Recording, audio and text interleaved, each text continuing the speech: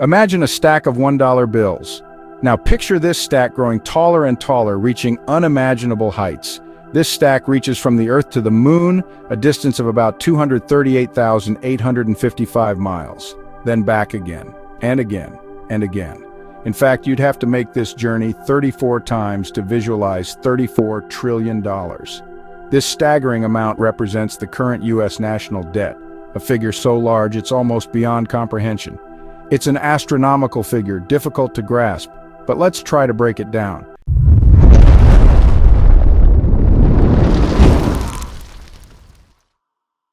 To put it into perspective, if every American citizen paid off the debt, it would cost each person over $100,000. That's more than the average annual income for many families. This is the reality of the financial burden facing the United States today. It's a heavy weight that impacts every citizen, whether they realize it or not. The national debt is the total amount of money the U.S. government owes to its creditors. These creditors can be individuals, businesses, foreign governments, or even other parts of the government. These creditors can be individuals, businesses, foreign governments, or even other parts of the government. The debt is a complex web of financial obligations that spans the globe. The debt has been accumulating for decades, and it's growing faster than ever. Each year, the government borrows more money to cover its expenses, adding to the already massive total. This raises serious concerns about the future of the U.S. economy and its global standing. How long can this continue before it becomes unsustainable? The sheer size of the debt is alarming. It's a ticking time bomb that could have devastating consequences if not addressed. It's a ticking time bomb that could have devastating consequences if not addressed. The longer we wait, the harder it will be to diffuse. The longer we wait, the harder it will be to diffuse. We need to take action now to prevent a financial catastrophe. We need to understand how we got here and what we can do to prevent a catastrophic outcome. This requires a deep dive into the history of the U.S. national debt. This essay will delve into the origins of the U.S. national debt, tracing its roots back to the early days of the nation. We'll explore the factors contributing to its growth, from wars and economic crises to policy decisions and fiscal mismanagement, and the potential risks associated with it. The debt poses a significant risk to the country's financial stability and its ability to respond to future crises. We'll also explore the role of key institutions like the Federal Reserve, which plays a crucial role in managing the nation's monetary policy and debt, and examine the potential consequences of a U.S. default. A default could trigger a financial crisis, leading to higher borrowing costs and a loss of confidence in the U.S. economy. Finally, we'll discuss how the U.S. manages this massive debt, including the strategies and policies in place to keep it under control, and the importance of public awareness in addressing this critical issue. It's essential for citizens to understand the implications of the national debt and to hold their leaders accountable for responsible fiscal management. The U.S. national debt didn't appear overnight. It's the result of decades of government spending exceeding revenue. Like a household budget, when the government spends more than it takes in through taxes and other sources, it borrows money to cover the difference. This borrowing over time has led to the massive debt we see today. The U.S. has always had debt, even dating back to its founding. The Revolutionary War, for example, led to significant borrowing. However, the debt has grown exponentially in recent decades, fueled by factors like wars, economic recessions, and government policies. The Vietnam War and the Great Society programs of the 1960s contributed significantly to the debt. Then came the recessions of the 1970s and early 1980s, followed by the tax cuts and military spending of the Reagan era. The wars in Iraq and Afghanistan, coupled with the 2008 financial crisis, further exacerbated the problem. Each of these events led to increased government spending, often without corresponding increases in revenue.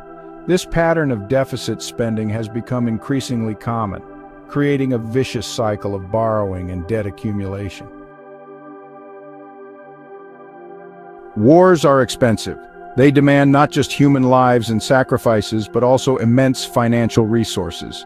From deploying troops to purchasing advanced military equipment, conflicts put a massive strain on government coffers. The logistics, the technology, and the sheer scale of modern warfare require vast sums of money. The U.S., with its extensive history of military involvement, has often turned to borrowing to finance its wars.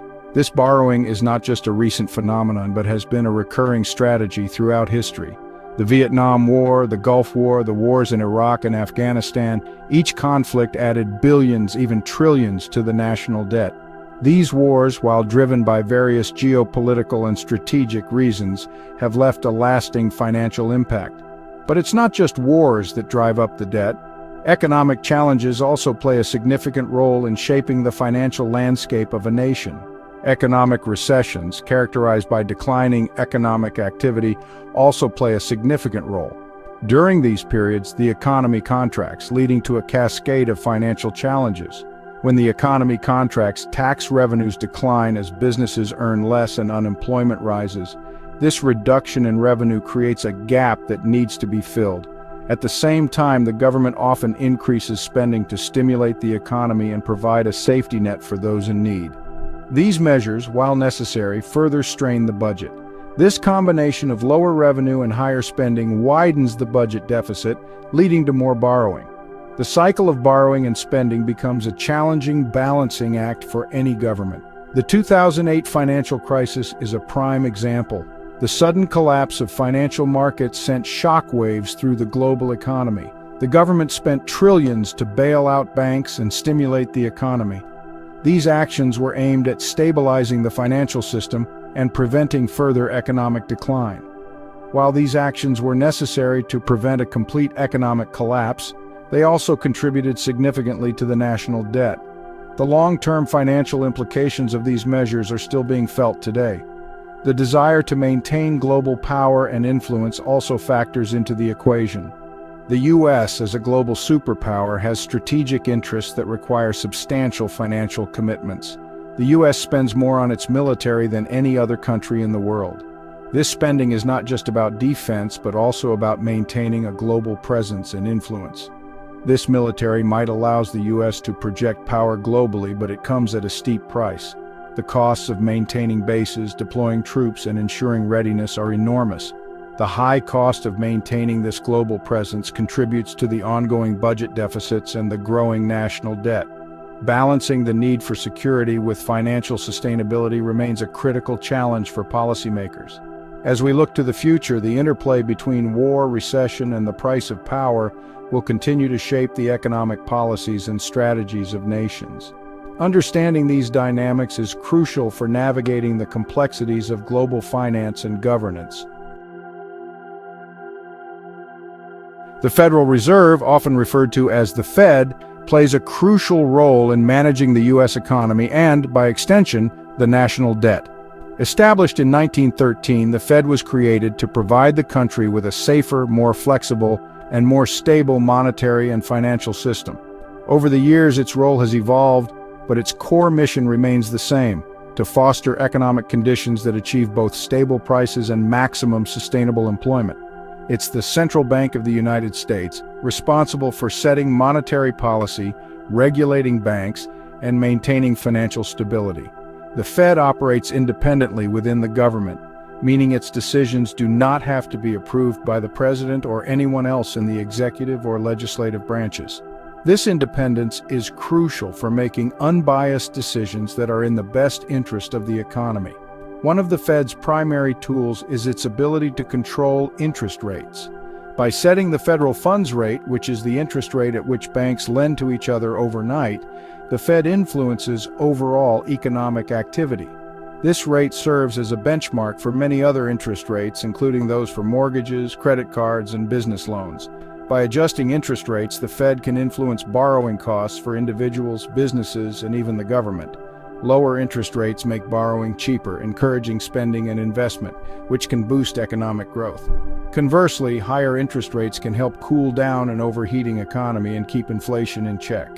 When the Fed lowers interest rates, it becomes cheaper to borrow money, which can stimulate economic activity, but also lead to increased borrowing and potentially higher debt.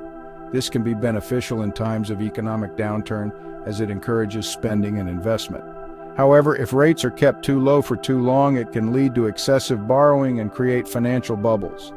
The Fed also engages in open market operations, buying and selling U.S. Treasury securities to influence the money supply. This is another powerful tool in its arsenal. By purchasing securities, the Fed injects money into the banking system, increasing the amount of money available for lending and spending. When the Fed buys Treasury securities, it injects money into the economy, which can lower interest rates and stimulate growth. This process is known as quantitative easing, and it has been used extensively during times of economic crisis to provide additional support to the economy. However, this can also lead to inflation if not carefully managed.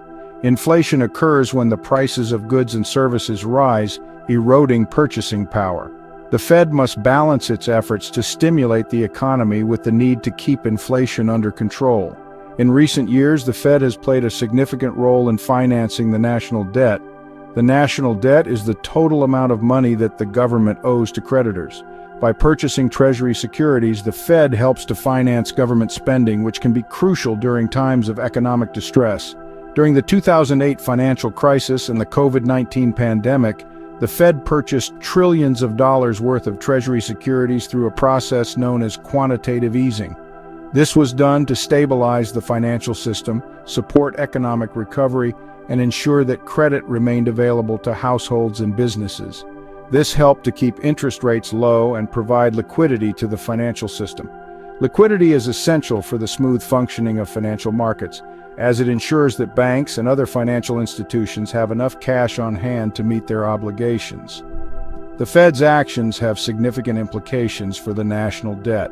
While its policies can help to manage the debt in the short term, they can also contribute to its long-term growth.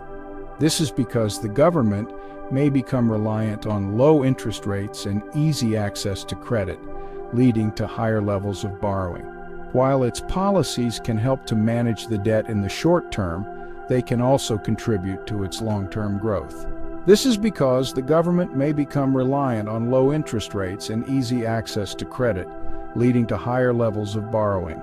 Over time, this can result in a larger national debt, which may pose challenges for future economic stability.